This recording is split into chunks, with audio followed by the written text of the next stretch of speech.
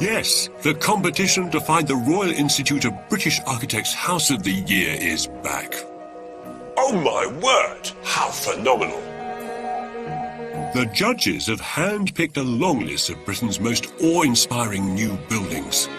It's a bit like the clashing gates in Jason the Argonaut. Yeah, a bit like Passing of the Seas in some respects, yeah. From buildings that create beauty in challenging places. We are underground, and yet... Oh my goodness, what a great set of spaces. To homes that pioneer exciting new ways of doing things. Oh, this is so intense. The houses we explore will be whittled down to a short list of just 7. Before we find out in the final programme which is House of the Year 2022. I've taken all the long-listed houses we're looking at and divided them into 4 categories. In later episodes, we'll discover breathtaking transformations of pre-existing buildings. Homes that pioneer groundbreaking ideas. And houses that demonstrate exceptional craftsmanship. Exploring these houses with me are the design expert and writer Michelle Lagundahin. Oh, wow. The architect Damien Burrows. And joining us for the first time, the conservation architect Natasha Huck, Belfast bred and now based in Edinburgh.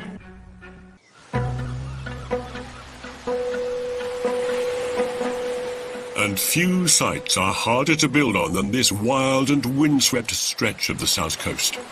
Michelle's here on the trail of our first long lister. This is Seabreeze. On the outside, it's a kiss-me-quick beach hut with a jaunty asymmetric roof and candy-floss-coloured walls.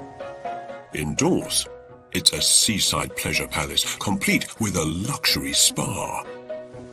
But with the nearest road hundreds of metres away and in an exposed spot under threat of fierce winds and sandstorms, building it here was no picnic. So Rob, hi, nice Hi to there. meet you. Nice to meet you too. The architect who rose to this windswept challenge was Rob Pollard. It is literally on the beach. It does look very pristine and quite delicate, and yet this is quite harsh conditions to build a house in. It's a beautiful day today, but it's pretty breezy. It is, yeah, it's extremely harsh down here.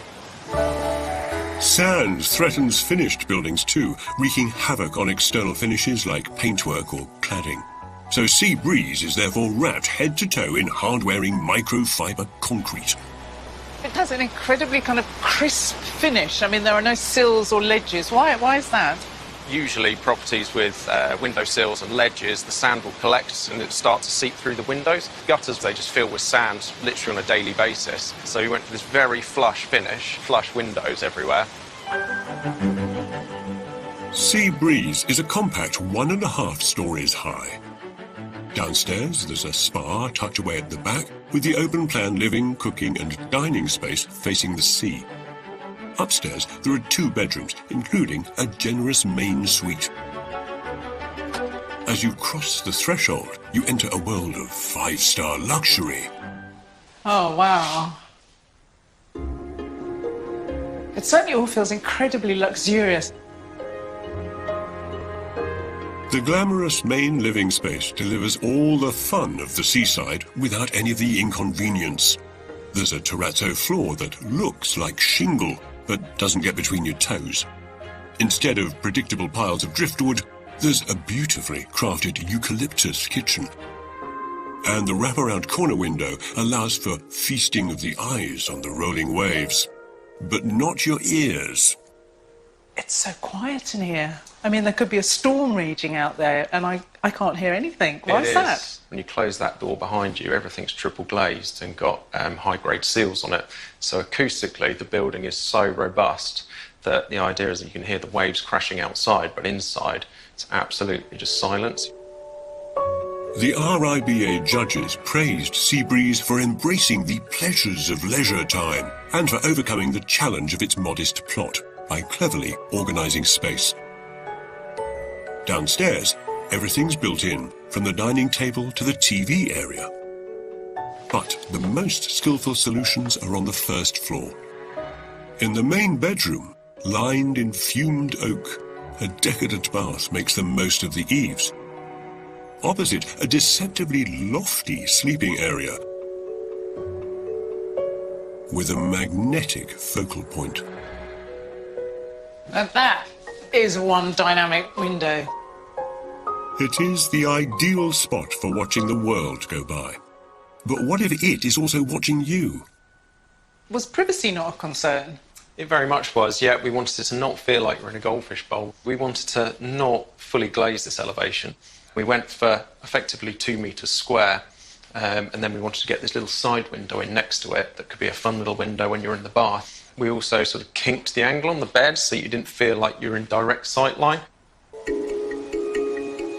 Seabreeze is the ideal place to get away from it all. There's not even a road to reach it. The only access is over the sand. The builders were on site for 18 grueling months. For their client, Sophie, it was worth every moment. It was a huge project. It was a risk to do. For us, it was a dream, and we decided to go for it.